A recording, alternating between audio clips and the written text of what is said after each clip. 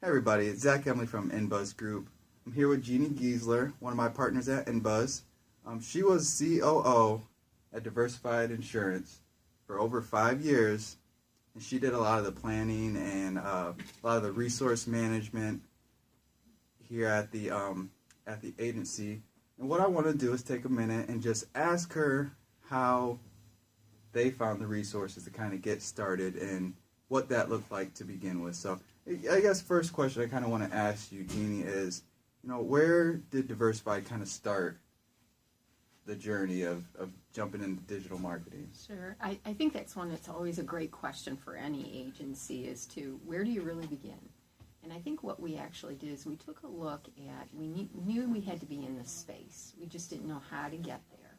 We knew that people had to be on social media or marketing, but not being familiar with that, we kind of learned as we went through the process. But what we did discover along the way is our carriers offered a lot of unique services and tools, some that were free to us. So we actually started out with a zero budget to begin with, is utilizing the resources that we could from the carriers, and then starting to develop our own, making our own videos, starting to discover how to actually place and put posts online that would start to drive some traffic.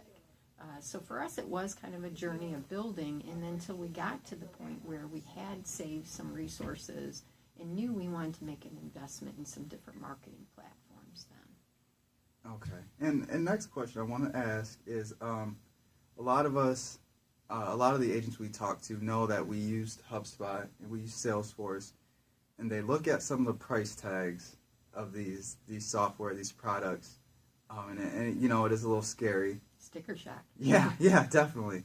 So I want to ask how you overcame that from going from free tools, with hardly any budget, to paying those big software costs. Right.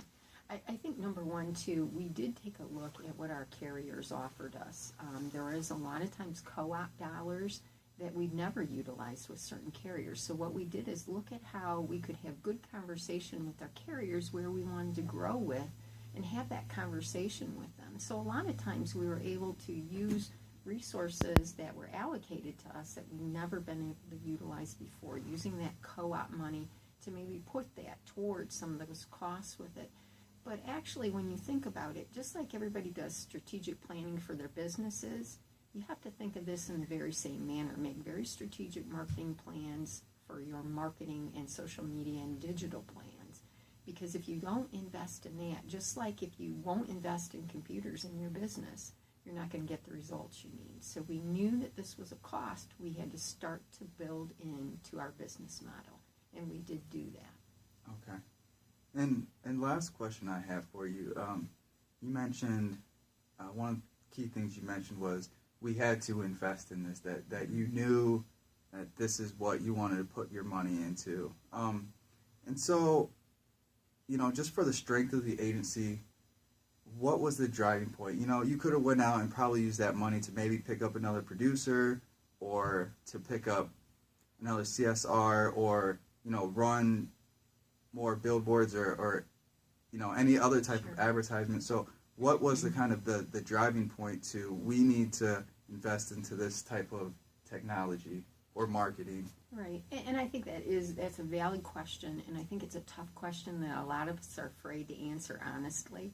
But really, when you think about it, bricks and mortar are bricks and mortar. They're where you're stationary, you're not moving. And we knew that the climate and the way people were starting to do business and market was online and on the web. And to have a presence in those areas, you have to participate and you have to think outside the box a little bit. So it isn't necessarily based on where your location address is. It's how do people find you. So we were able to invest in that technology where we are in a very small community, but we have a very large website presence online that doesn't restrict us to the address in the block-long division that we actually have an office in. And so looking at it from that standpoint, when other people are investing in the same manner, the costs for the overhead for employees and desks and everything else it takes to stay open, having that web presence, you can sometimes curtail those costs and use the money to allocate it towards exactly what you talked about, investing a little bit more in producers. So the initial cost of getting it going might be a little bit more than we anticipate to start with. But the dividends on not having offices open every single community we're in have helped us to allow us to invest in sales producers and different ways of doing business then. Okay. No, I know that I said that was the last question, but you kind of bring up a good point. Kind of goes against the norm of being the agent in the neighborhood, being that neighborhood agent. Mm-hmm. And I guess just what made you decide that you wanted to extend your footprint to, in a sense, everywhere or anywhere you could be? Well, I think that's one too.